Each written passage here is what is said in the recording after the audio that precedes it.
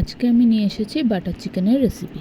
Butter চিকেনের জন্য আমি প্রথমে চিকেনটাকে লবণ, হলুদ ও আদা রসুন বাটা দিয়ে ম্যারিনেট করে রেখে দেবো কিছুক্ষণ পর কড়াইয়ে তেল গরম করে সেই তেলে চিকেনগুলিকে ভেজে তুলে রাখবো।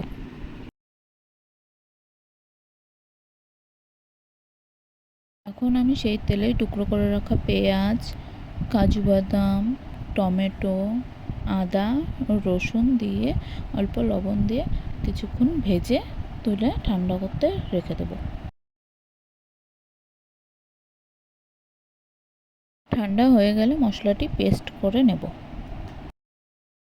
পর কড়াইয়ে অল্প তেল দিয়ে সেই তেলে বাটার দিয়ে দেব লাল লঙ্কার গুঁড়ো। লাল লঙ্কার গুঁড়ো দেওয়ার কিছুক্ষণ পর মশলার পেস্টটি দিয়ে কিছুক্ষণ নাড়াচাড়া করে পরিমাণ মতো লবণ, চিনি ও হলুদ দিয়ে দেব।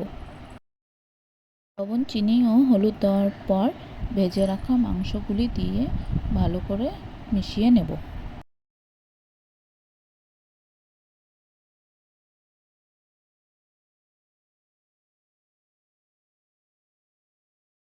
মাংসগুলো মেশানোর পর তার মধ্যে গরম মশলা দিয়ে কিছুক্ষণ নেড়ে চেড়ে তার মধ্যে দিয়ে দেব ফ্রেশ ক্রিম দিয়ে ভালোভাবে মিশিয়ে বাটার দিয়ে নামিয়ে নিলেই তৈরি বাটার চিকেন।